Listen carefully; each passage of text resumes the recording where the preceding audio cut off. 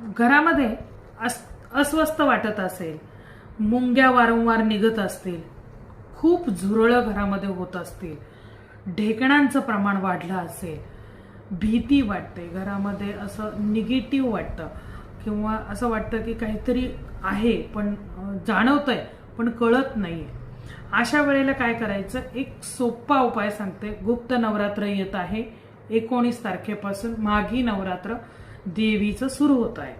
तर या नवरात्रीमध्ये तुम्ही हा उपाय करू शकता किंवा कोणत्याही अमावस्येला, पौर्णिमेला, त्याचप्रमाणे शनिवारी हा उपाय तुम्ही करू शकता. त्यासाठी काय करायचं आहे, एक लिंबू घ्यायचा आहे. त्या लिंबाला थोडंसं वरचा भाग कापून घ्यायचा आणि लिंबाचा गर चमच्याने आतून सगळा काढून घ्यायचा. त्या लिंबामध्ये मोहरीचं तेल भरायचं आणि एक कापसाची वात बनवायची. ती वात खोबरेल तेलामध्ये, जे पॅराशूटचं तेल येतं खोबरेल तेल, त्यामध्ये ती वात भिजवायची आणि त्या लिंबामध्ये ती लावायची. बरं का, लक्षात घ्या, खोबरेल तेलामध्ये भिजवायची आणि मोहरीच्या तेलामध्ये ती लावायची, त्या कापलेल्या लिंबामध्ये तेल भरून. आणि मग आता ती लावल्यानंतर देवाच्या समोर एखादी तुम्ही वाटी किंवा काय ह्याच्यामध्ये पणती, त्यामध्ये तुम्ही ते लिंबू ठेवा आणि ती वात लावा.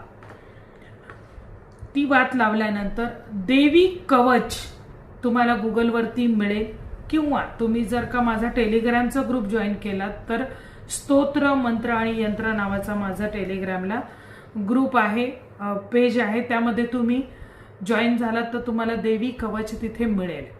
तर ते देवी कवचचे तुम्हाला 11 पाठ वाचायचे आहे. तोपर्यंत तो दिवा चालू राहील, शांत होईस्तवर. ज्या वेळेला दिव्यातलं तेल संपेल, दिवा शांत होईल तेव्हा मग तो रात्रभर चालला तर रात्रभर चालू दे.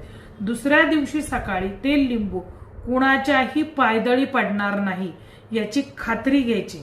एखाद्या झाडामध्ये किंवा जमिनीमध्ये तुम्ही ते टाका, झाडाच्या पायथ्याला तुम्ही ते टाकायचं आहे, पण ते पायाला लागणार नाही कुणाच्या, याची तुम्हाला काळजी घ्यायची आहे. जर जमिनीमध्ये खड्डा करून तुम्ही ते पुरून देऊ शकता किंवा तुम्ही सरळ वाहत्या पाण्यामध्ये विसर्जन करू शकता, समुद्रामध्ये पण तुम्ही ते विसर्जन करू शकता. अशा पद्धतीने करा.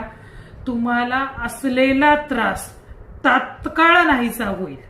हा उपाय जर तुम्ही 9 दिवस केला नवरात्रीचा तर तुम्हाला त्याचे असंख्य लाभ होतील. घरातलं वातावरण पूर्णपणे चेंज होईल. तर हा उपाय जरूर करा. हा व्हिडिओ तुम्ही कोणत्या भागातून बघत आहात हे मला कमेंट बॉक्समध्ये कळवा